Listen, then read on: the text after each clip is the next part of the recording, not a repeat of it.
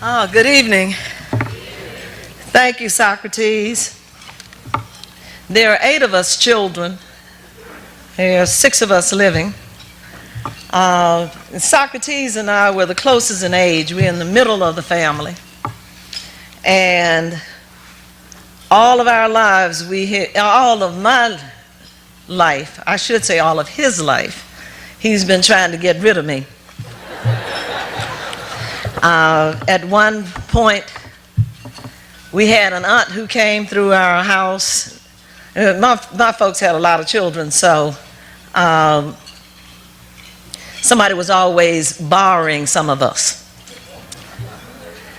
At one point, an aunt came through and said that she had to go to New York City, this was like the early 60s, to find her brother-in-law. So she came to get Socrates down in Farm Haven, Mississippi, to drive with her to New York to find this man that nobody had seen in a number of years. So I said, I want to go. And my aunt said, well, you can go. And we took off to New York, me and my aunt Ola and Socrates, and we found this man.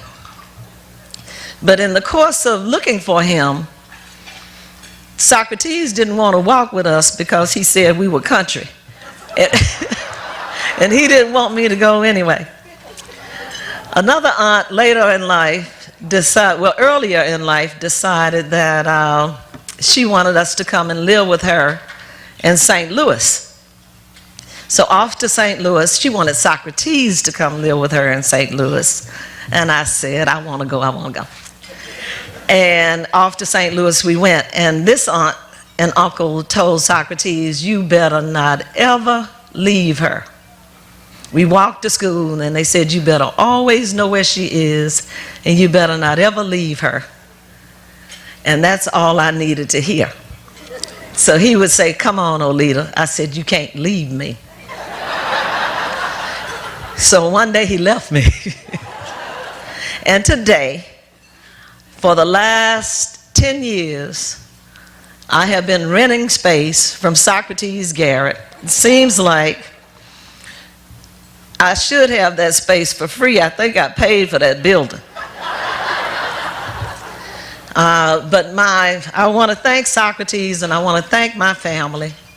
I want to thank my children and my grandchildren who are here, my nieces and my in-laws, all of my family, because they have been so in my corner all of these years. And as Socrates said, sometimes family dinners are not happy in our house.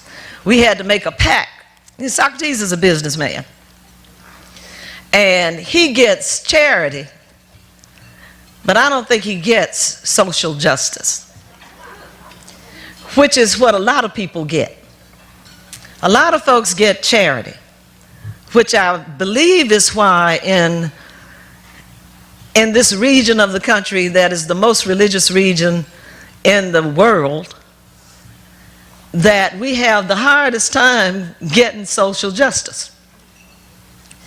And I want to thank the Mississippi Center for Justice and Riley and Martha, the board and the wonderful staff, and all of the other people in this room who fight every day for social justice, because we do get the difference. There is no greater responsibility that I could bear than to make sure that the young man that you saw on the video and that are sitting over here at this table, and these young children who belong to me, that when I leave this earth, that they have an opportunity to live lives worthy of human dignity and justice.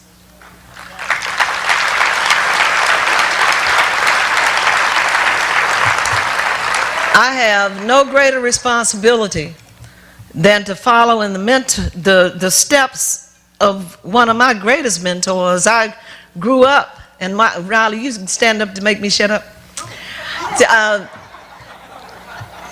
I actually grew up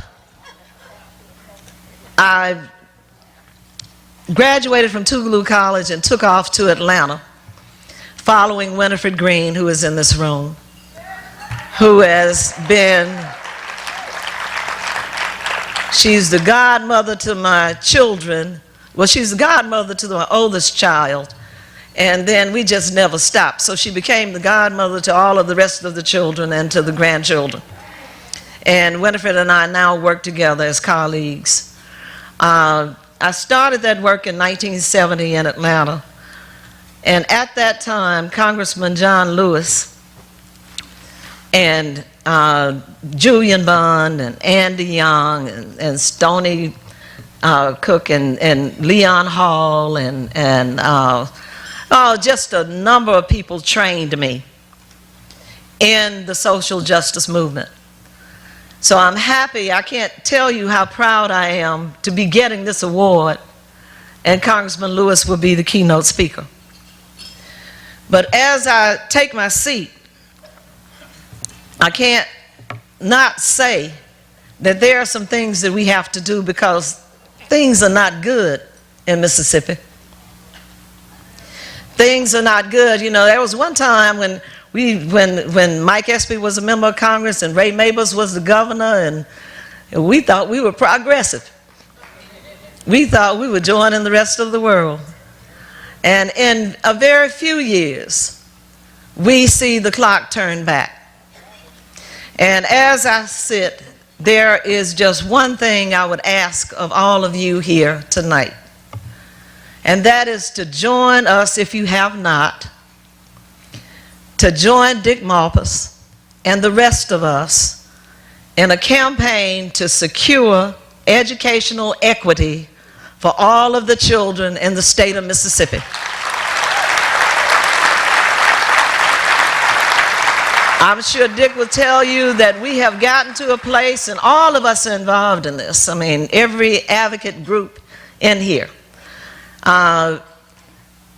We have gotten to a place that we have to bypass our policymakers in order to get what we need for our children. Now, this is an exciting time for me, because finally I got an answer. Because we've been getting beat up pretty bad down at the Capitol. But we have an opportunity to change something in this state and to show where the people are.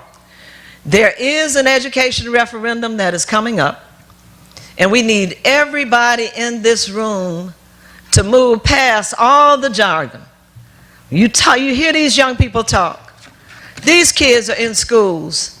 They are, and you saw the video. I have a son here who's a coach, who tells me that he's got a student that came out of Jackson that said to him at junior college, "I have never had a full-time teacher my whole senior year. That I have had a different substitute the whole year." Our children are going uneducated. And when we get to the policymakers, what is happening now is I talked to Chairman John Moore, and I said, "Chairman John Moore, we need to fully fund education." He said to me, "Oleta, we can do that if we kick 1,000 old people out of nursing homes." Let us not be fooled by the rhetoric. Let us know what we have to do and join in this fight. At least let us go forward knowing that we have left intact an education system that will allow all of our children an opportunity to have lives worthy of human dignity. Thank you. Thank you for this award.